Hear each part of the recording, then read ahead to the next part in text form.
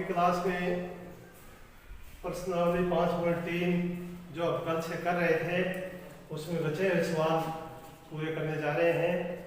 तो विद्यार्थियों से अनुरोध है कि वो रोज ध्यान से सुने, अभ्यास करें, क्योंकि अभ्यास ही गणित में सफलता की कुंजी है।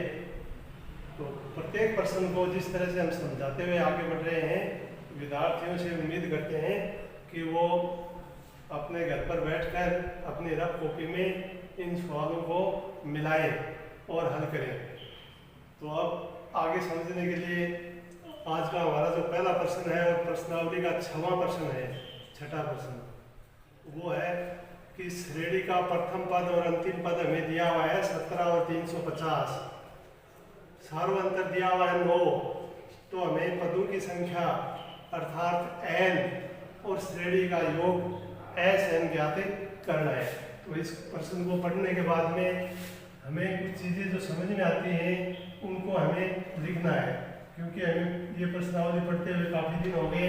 तो हम ये जान चुके हैं कि प्रथम पद है, प्रथम का मतलब A है, A का मान दे दिया और वो A का मान प्रश्न में दिया हुआ है 17। अंतिम पद यानी श्रेणी का अंतिम पद AN, अंतिम पद AN ये भी दिया हुआ है प्रश्न में 350। और सार्वअंतर D, सार्वअंतर D जिसका मान है 9। तो सबसे पहले हमें पदों की संख्या ज्ञात करनी है। तो हम सूत्र लगाएंगे n पद ज्ञात करने का सूत्र,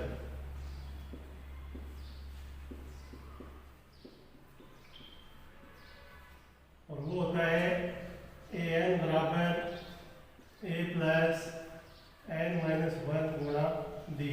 और ये सूत्र हम 2-3 दिन से रोज पढ़ रहे हैं, इसलिए विद्यार्थियों को याद हो जाने चाहिए। अब इसके अंदर हमें जो दिया हुआ है वो मान रखना है।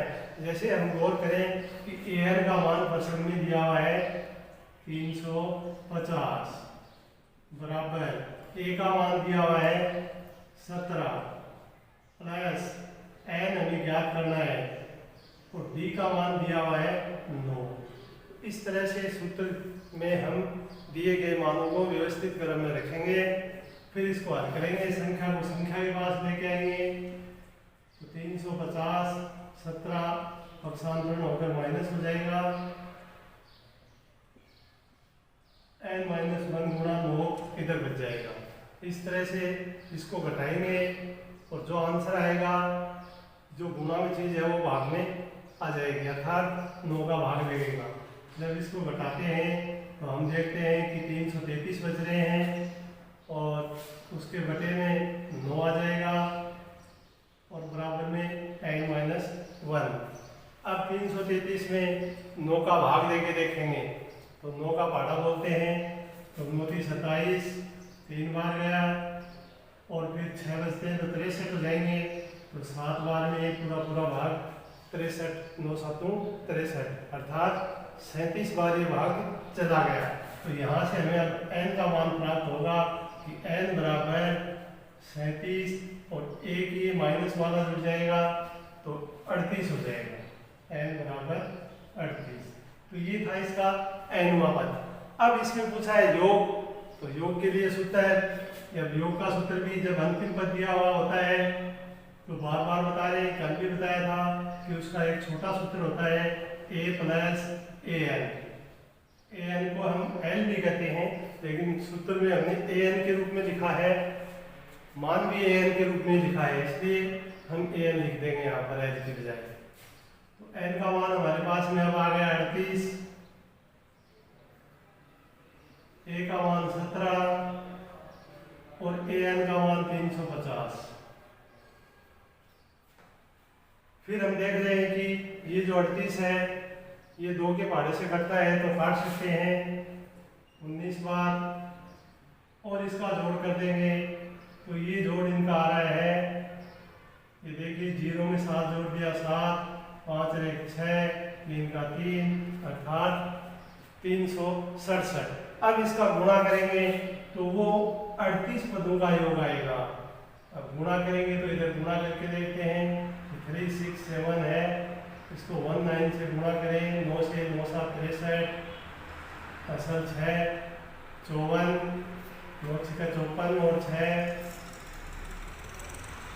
असल फिर 6 लग गई, 54 और 6 60 में, फिर 27 गुणा करते हैं और 27 और 6 33 गुणा 9 3 27 और 6 33, 3 6 7। अब इसको जोड़ कर देंगे और आंसर के रूप में लिख देंगे। जो हमें प्राप्त होगा 6 9 7 3।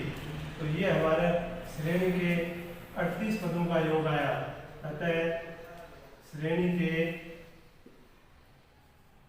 38 पदों का योग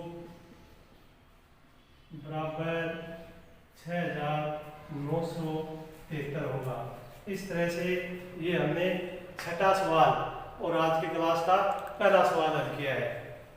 अब जो इसी क्रम में आगे बढ़ेंगे तो अगला सवाल है 1 से 1000 के बीच 3 से विभाजित विषम संख्याएं, अर्थात हमें वो संख्या लेनी है जो 3 के पहाड़े की तो हो लेकिन साथ में विषम भी हो। तो सबसे पहले हमें 3 की पहाड़े की एक श्रेणी बनानी पड़ेगी। तो आप लिखोगे 3 से विभाज्य विषम संख्या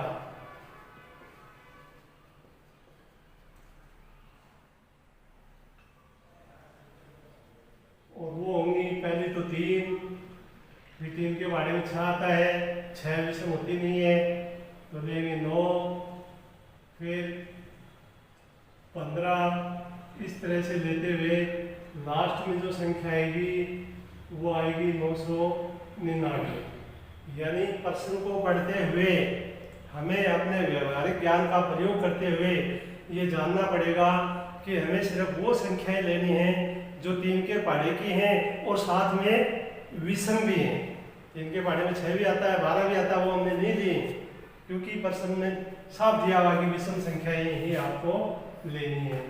तो इस तरह से ये एक हमारे पास में समांतर श्रेणी बन गई है जिसका पहला पद 3 आ रहा है, सार्वअंतर है वो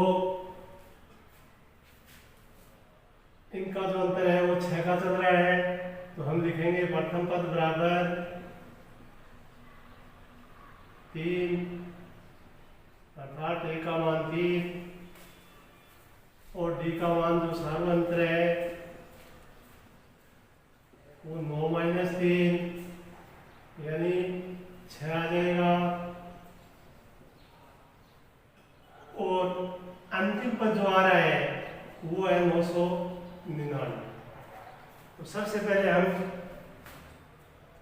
इनमें पदों की संख्या ज्ञात करेंगे जैसे हमने प्रश्न नंबर 6 में भी ज्ञात किया है, यही सूत्र होगा सेम। तो इस सूत्र को लगाते हुए पदों की संख्या बराबर सूत्र लगाएंगे an बराबर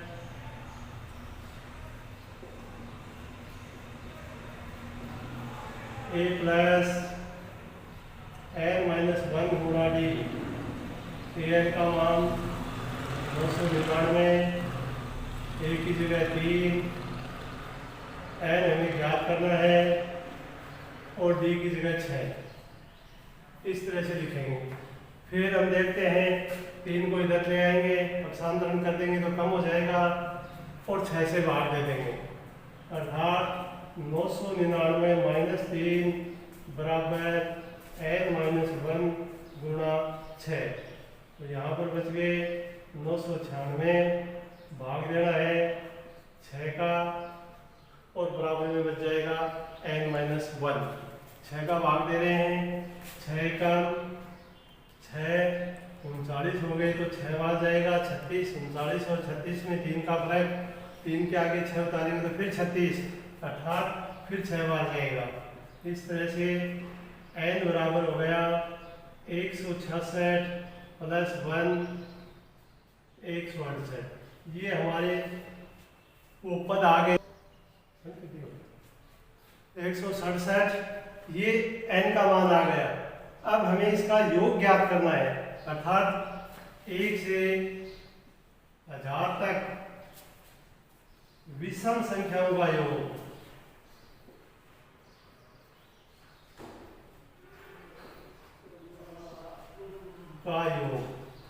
अब ये SN बराबर वही सूत्र लगा देंगे n बटा 2 a प्लस an, क्योंकि ये सारे मान आ गए 167 बटे 2, a की जगह लिख देंगे 3 और an की जगह लिख देंगे 999, क्योंकि ये श्रेणी का अंतिम पद है। जोड़ेंगे 999 में 3 जोड़ने पर हम देख रहे हैं 1002 प्राप्त होते हैं। 1002 को 2 से काटेंगे तो 501 आ गया। तो हमारे पास जो आंसर इसका आ रहा है वो आ रहा है 167 गुणा 501। अब हम इसका गुणा करके देखेंगे कि ये 501 है, इसको 167 से गुणा करें तो 7 एकम 7, 7 पंजे 35, फिर 6 एकम 6, 0 का 0, 6 पंजे 30, फिर 1 से करेंगे तो वही संख्या आ जाएगी 501। इस तरह से जोड़ेंगे 7, 6, 6, 3, 8, अर्थात 83,667। तो इसका उत्तर आ रहा है 83,667 और लिख देंगे S 1000 बराबर 83,667। ये S 1000 बताता है कि जो हमने 1000 पद लिए हैं विषम 3 से भाजे, उनका योग इतना प्राप्त हुआ है जो प्रश्न में हमें पूछा गया है। तो ये 2 सवाल हो गए। तीसरे सवाल यानी 8वां सवाल है प्रश्नावली का, उसमें दिया हुआ है कि समांतर श्रेणी का प्रथम पद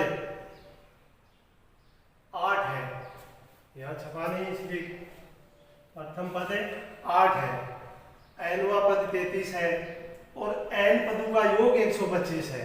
यानी हमारे पास में 3 चीज दे दी और वो ये तीनों है। सवाल नंबर 8 को जब हल करेंगे तो सबसे पहले प्रथम पद लिखेंगे, फिर अंतिम पद लिखेंगे और फिर उसका योग लिखेंगे। योग का मतलब SN लिखेंगे, अर्थात प्रतीक के रूप में बात करें तो A का मान 8 है, AN का मान 33 है और जो हमें योग दिया हुआ है श्रेणी का योगफल वो SN होता है जिसका मान 125 है। अब हम सूत्र सीख चुके हैं, nवें पद का भी सीख चुके हैं, योगफल का भी सीख चुके हैं। तो यहाँ पर प्रश्न में अपने आप पता चल रहा है कि योग दिया हुआ है तो हमें योग का सूत्र लगाना है। तो हमें श्रेणी के n पदों का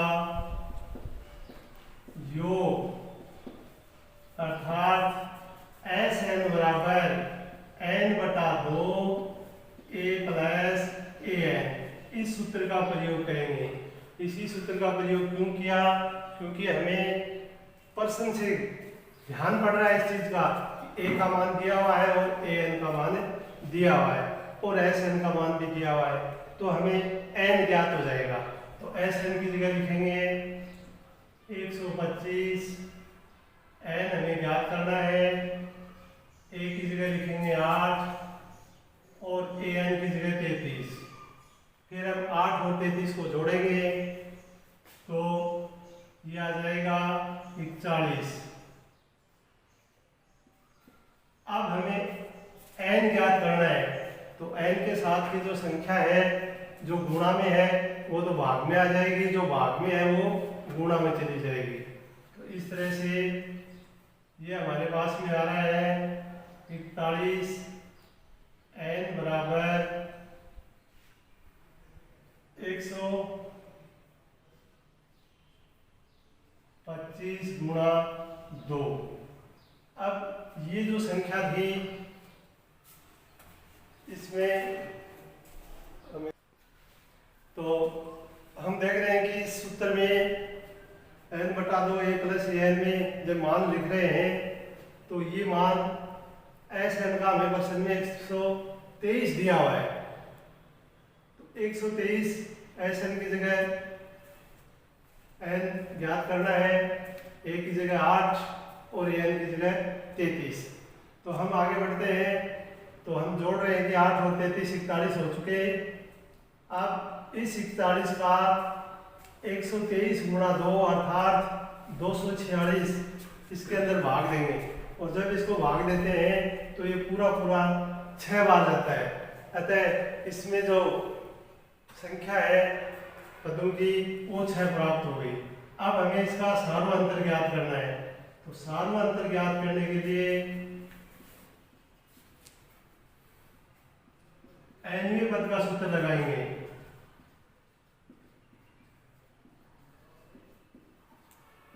और श्रेणी का nवां पद हम बार बार पढ़ रहे हैं, an बराबर a प्लस n माइनस 1 गुणा d होता है। अब an हमें दिया हुआ है 33,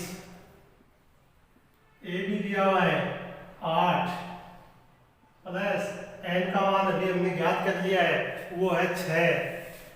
तो 6 में से 1 कम कर देंगे गुणा d। इस तरह से सूत्र में लिखकर d का मान ज्ञात करेंगे। पहले इसका पक्षांतरण करेंगे और फिर जो ये बचेगा उसका भाग देंगे। जैसे यहाँ 33 माइनस 8 और ये हो गया 6 माइनस 1 5 d।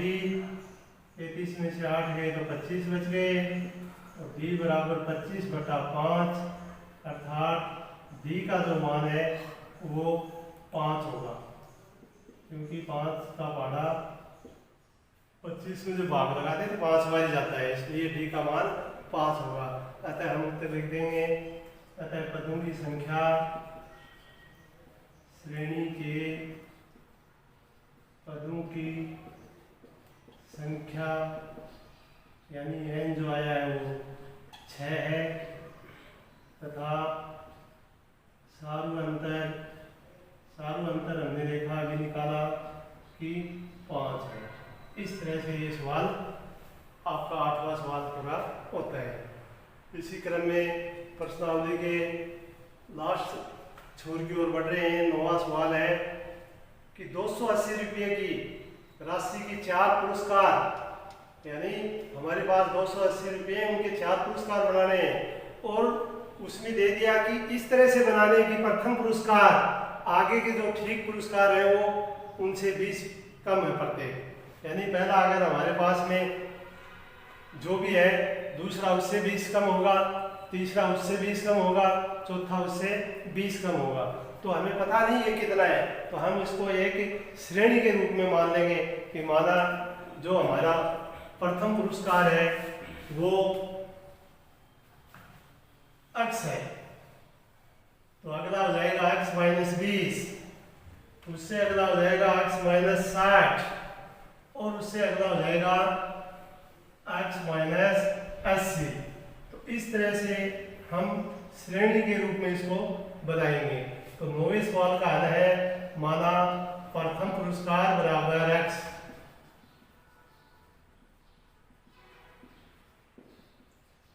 द्वितीय पुरस्कार प्रश्नानुसार, प्रश्न कह रहा है कि 20 कम है तो हमें कम कर देना है, यानी माइनस से 20 लिख देना है। तो ये द्वितीय पुरस्कार हो गया। फिर इससे अगला है वो भी कम है, तो तृतीय पुरस्कार, इससे 20 कम करेंगे तो 20 और 20 यानी 40 हो गया। इसी तरह चतुर्थ पुरस्कार ये हो जाएगा x माइनस 80। अतः हमारे पास एक श्रेणी बन रही है, और वो श्रेणी का प्रथम पद है x, दूसरा पद है x माइनस 20, तीसरा है x माइनस 40, इस तरह से। और उसका जो योग है वो हमें दिया हुआ है 280। तो इस रूप में पहले प्रश्न को पढ़ते हुए समझते हुए हम पुरस्कारों को x या a जो भी मानेंगे उस हिसाब से लिख लेंगे और श्रेणी का रूप बना देंगे। तो हमें प्रथम पद, सार्वअंतर और पदों की संख्या और असंख्य, ये चीजें प्रश्न में छुपी हुई हैं जो हमने अब बोर्ड पर लिखेंगे। तो प्रथम पद a का मान है x, सार्वअंतर होगा इसका दूसरा पद माइनस पहला पद, अर्थात x माइनस 20 माइनस x, हम देख रहे हैं x घट रहा है तो माइनस 20, ये d का मान है। और n बराबर 4 है, अर्थात पुरस्कारों की संख्या 4 है, वो n का मान है। और Sn बराबर 280 है। तो इस तरह से हम इसमें a, b, n और Sn लिखते हुए ज्ञात करेंगे पुरस्कारों में प्रथम पद कितना है। तो प्रथम पद ज्ञात करने के लिए सूत्र लगाएंगे Sn बराबर n बटा 2 2a plus n minus 1 into D. इस सूत्र में मान लिखेंगे Sn की जगह लिख देंगे 280 बराबर n हमारे पास में 4 है, 2 a की जगह x है तो 2 गुणा x 2x हो जाएगा, प्लस 4 माइनस 1 गुणा b की जगह माइनस 20। इस तरह से n, d और Sn का मान रखते हुए सरल करेंगे। तो हम देख रहे हैं कि 280 बराबर, ये इसको काटे तो 2 बार कट रहा है तो यहाँ आ जाएगा 2, ये बन गया 2x प्लस 3 गुणा माइनस 20, अब प्लस माइनस माइनस हो जाएगा। तो 280 बराबर 2x माइनस 20 को 3 से गुणा करने पर 60 प्राप्त होगा। अब यहाँ बाहर 2 लिखा हुआ है, इसको 2 तरीके से हल कर सकते हैं, या तो दोनों को अंदर गुणा कर दें तो ये बन जाएगा 4x माइनस 120, या इसमें इसका भाग दे दें क्योंकि गुणा की राशि है भाग में आ जाएगी तो ये ज़्यादा सरल पड़ेगा कि 280 बटा 2 बराबर 2x माइनस 60। अब इसका भाग दिया था 140, यहाँ से संख्या 60 है, माइनस है, पक्षांतरण करेंगे तो प्लस हो जाएगी और बराबर में 2x बच जाएगा। तो इस तरह से हम देख रहे हैं कि 140 और 60 का योग करना है, 2 का भाग देना है। तो x बराबर आएगा 140 और इसको जोड़े तो 200 बटे 2, अर्थात भाग दे तो 100 उत्तर प्राप्त हुआ। और x हमारा प्रथम पुरस्कार था तो हमें चारों पुरस्कार लिखने हैं। अतः प्रथम पुरस्कार बराबर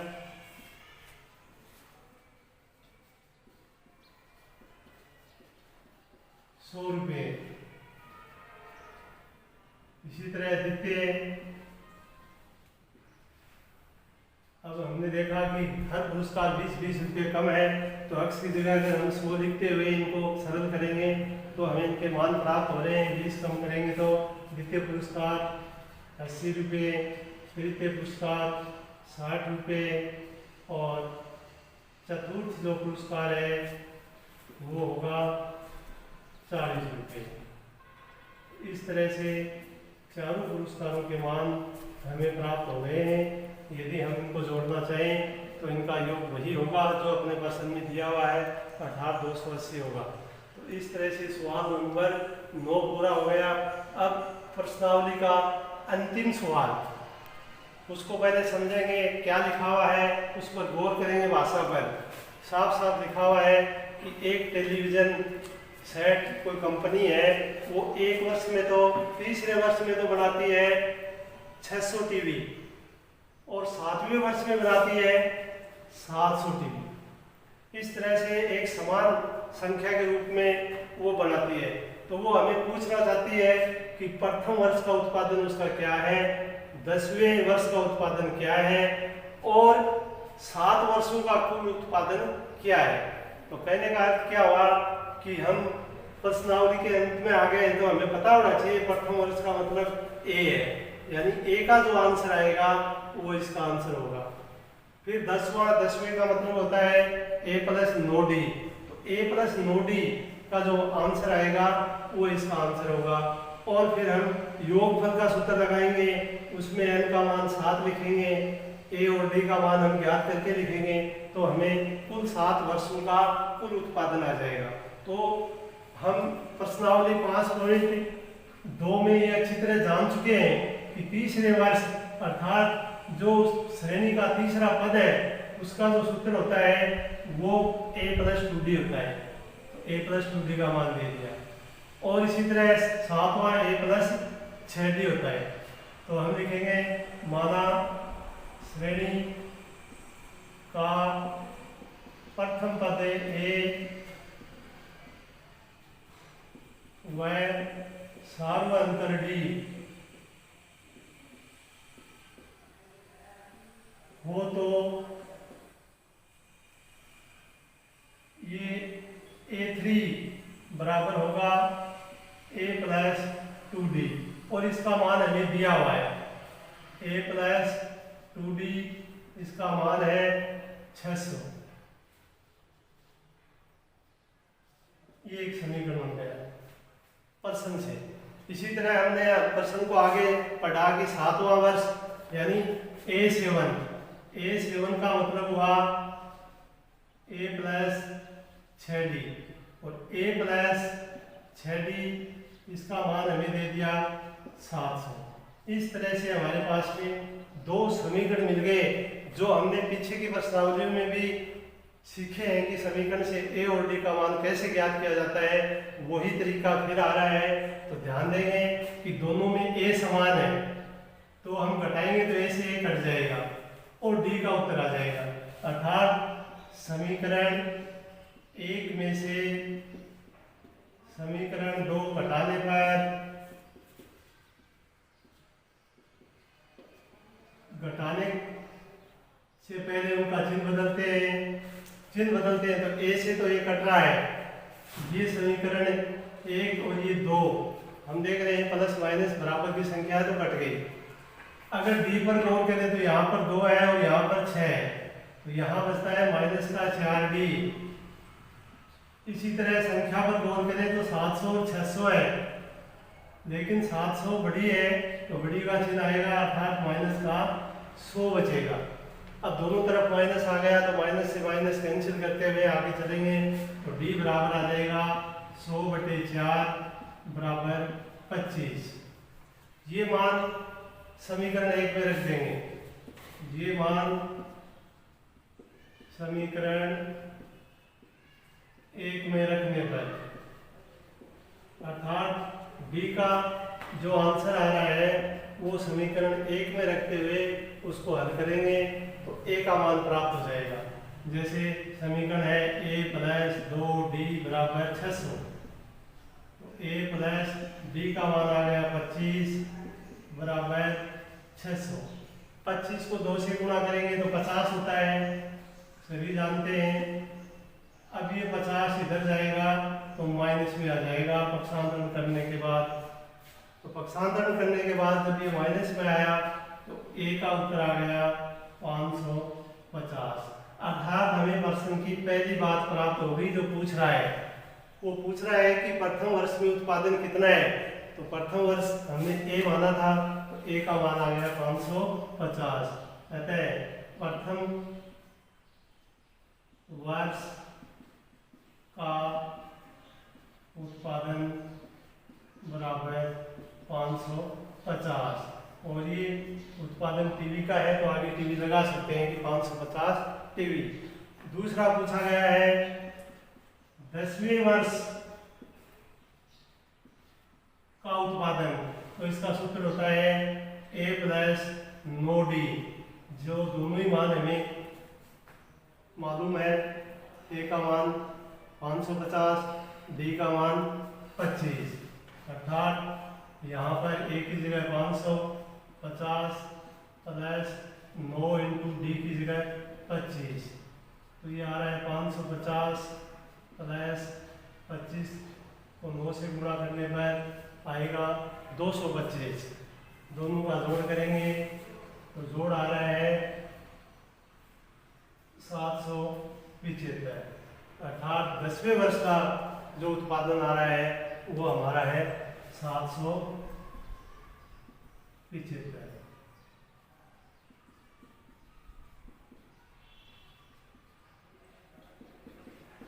775 टीवी। तो ये इसका दूसरा अंतिम जो सवाल का अंतिम भाग, अर्थात 7 वर्षों में कुल उत्पादन। अब n का मान चेंज हो गया, कुल का मतलब होता है योग, तो हमें SN वाला सूत्र लगाना है।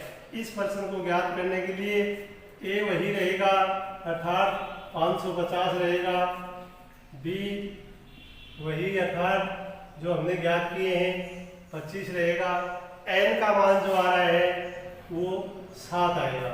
अब कुल उत्पादन का मतलब होता है योग, कुल उत्पादन, जिसको हमें समझना है कि इसका अर्थ योग से है। तो हम योग वाला SN वाला सूत्र लगाएंगे जो निम्न प्रकार है कि SN बराबर n/2 2a प्लस n-1 गुणा d। अब हम देख रहे हैं कि मान लिख रहे हैं n की जगह 7, अर्थात 7वें वर्ष का कुल उत्पादन 7/2, a का मान 550 प्लस 7 - 1 और d का मान 25। इस तरह से a d n के मान रखते हुए इसको सरल करेंगे तो ये मिल रहा है 7/2, 550 को 2 से गुणा करने पर आप देख रहे हैं 1100 आएंगे, 5 दूनी 10, 0 का 0 आ गया, फिर 10 और 1 11। इसी तरह ये 6 बचता है, 6 को 25 से गुणा करेंगे तो 150 आएगा। अब 1100 और 150 जोड़ते हैं तो हमारे पास 7/2 इंटू यहाँ पर 1250 प्राप्त होता है। 1250 2 से कटने वाली संख्या है तो हम इसको काट देंगे तो यहाँ आ जाएगा 6 दूनी 12, फिर 2 दूनी 4, 5 दूनी 10, अर्थात 625। 2 से काटने के बाद में 1250 625 के रूप में आ गया।